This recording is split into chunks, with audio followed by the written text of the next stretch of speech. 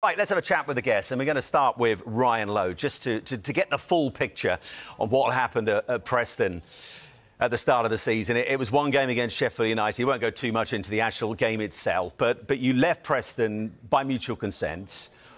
In the end, what pushed you to make that decision? Why did you sign? It was time to end your days at Deepdale. Yeah, well, I always said, Simon, that, you know, if I couldn't feel I'd take the club any further, I'd show my hand. You know, throughout the summer, I'm thinking we can build a good squad to try and compete and get into the top six. We fell short of that last season through injuries and whatnot, and some KMIs that went against us potentially. And then throughout the pre-season, I'm thinking, OK, yeah, I feel a good vibe about the place. We'd signed some good players. Then we were on with more players. We couldn't get some, we could get others.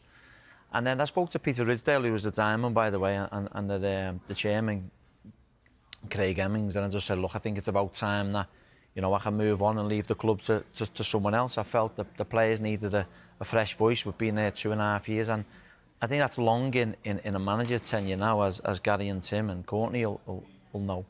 And I just felt great group of lads, you know, fantastic football club. But there was three things. There was me, myself and I wanted to look after me. There was looking after the players, yeah, the fantastic group, and looking after the football club, who gave me a brilliant opportunity to establish myself as a championship manager, and I'll be very grateful for that. And I just felt I'd leave it to someone else, like Paul Leckenbottom, who's gone in, and I told you they'd need a new voice. They've had a couple of good wins. And when I spoke to Eckie, I told them the same thing. Fantastic club, fantastic fan base, everything about it. They just needed someone different than me. And I mutually agreed with Peter. It was tough that me, Craig and Peter, there was a bit of emotional in there when we were talking about it. Left a good group of staff behind. And I wished them nothing but good luck. And I just felt, for me, my family, for the football club and for the players, I think it was the right decision. I think it was 125 games you had in charge. You took them from 13th to 12th to 10th last season. Of course, this time last season, we were talking about you quite regularly on Soccer Saturday. You had a terrific start. Obviously, we know about the end of the season and what happened then. Were those thoughts of potentially thinking, maybe I've taken this team as far as I can, was that beginning to play out over the summer break or not? It was, and listen, the budget was never going to change, and fair play to the family, the Hemmings family, putting £12 million a year in it every year to sustain it. You know, you can't compete with parachute payments coming down. You know, we didn't moan about the budget. We just got on with it. It was whatever it was. It was 19th in the division. And for me to get a team to finish 10th with that budget and overachieving was a big plus for me. And, you know, we stressed that with the chairman and with Peter. And, you know, listen, it was a fantastic season, albeit we fell short the last 5 games through injuries and whatnot. But, again, listen, I think I'd done my time. To finish 10th in that division. It's tough, as Gary will know, because he's been there, seen it and done it. And for me to do that again, I felt that we'd have the team, we signed some good players, but we're going to need a bit of luck along the way and a little bit of help. And I just felt if I could leave it in a good place after one game, albeit the Sheffield United game, we were fantastic, apart from a deflection goal, and the keeper made a bit of a error, which was no blame on him. And for someone else to go in and change it, and I think that's certainly what I've done. How difficult is it to know as a manager when it's the right time for you to call it a day at a club? Well, that's the first time I've done it, but I've always been my gut instinct, Simon. I've always felt that if it's the right time, I'm not one to shy away from it. I went in, had a gentleman's discussion with Peter and Craig, and we all agreed on it in the end, albeit they were reluctant to do it, because I think they felt they knew they had a manager in myself who was well worthy of taking the club in a different direction, or a better direction we did last season.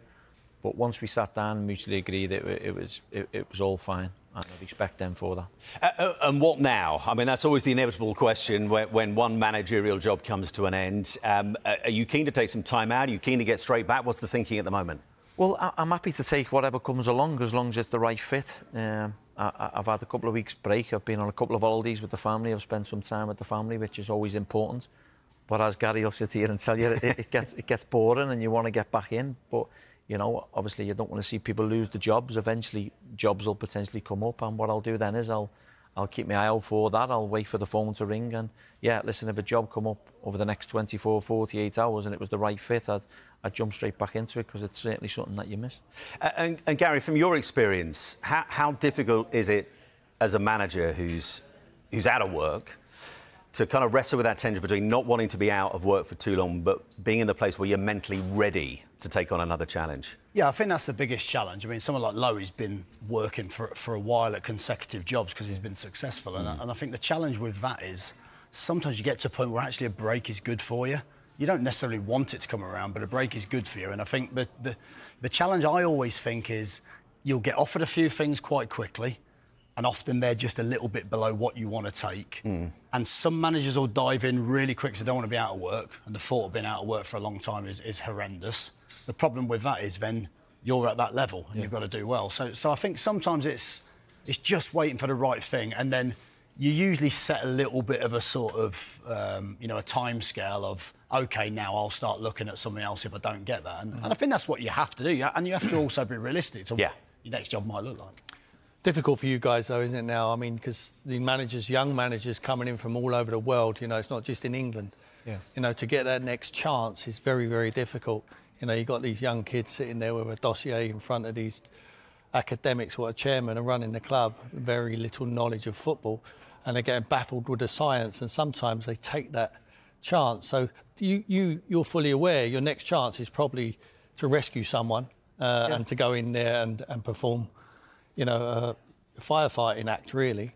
Yeah, of course, and that's what happens to me. Is when you leave a job, if you've been sacked or mutually agreed, similar to Gary, the next opportunity that comes along, you've got to make sure you're ready for it. You've got to look at it. You've got to see what's happening on the inside and why. It's very rare you'll get a job, i.e. Paul Eckenbottom walking into a Preston North End after one defeat with a fantastic squad that is capable of getting into the top 10. You're right, and you've got foreign managers coming over with dossiers of this, but I think on my own behalf and Gary's behalf, I think if you look at the record we have in the Championship, you'll go, OK, well, football clubs will look at that. The foreign regime is a little bit different depending on what the owners is, but we have to be ready and game ready that if an opportunity comes along, whether it's firefighting or what, but a man of Gary's calibre and me just behind him as such, to know what the Championship's all about is massively important. You can't just go into the Championship and think, oh, I can turn it on. You've got to know what you're going into because it's a tough league. Absolutely. I mean, if I was struggling in the Championship side, I wouldn't want you two looking over my shoulder. Turn round and have a look at the director's box and you're positioning yourself there waiting for me to get the axe. Well, Tim, let's not kid yourself. You've never managed in a Championship anyway. It's a very good point, Gary. Just very quickly, finally, are you able to enjoy the time out? Are you already getting a bit twitchy? Yeah, like tonight now, watching the game, I'm going to be getting a little bit twitchy, wanting to be on the touchline. My friend Stephen Schumacher, who's in there, and made up for him last night, getting a fantastic win away at Middlesbrough, albeit in the cup, and he'll rectify that in the league, hopefully. But you feel that buzz when you do that. Obviously, we were speaking indoors. When you lose, it's a tough place, but I've had, nearly 2.5 weeks out now, and I'm already getting itchy feet and wanting to jump back in. But again, there's no rush. I'll sit patiently and wait.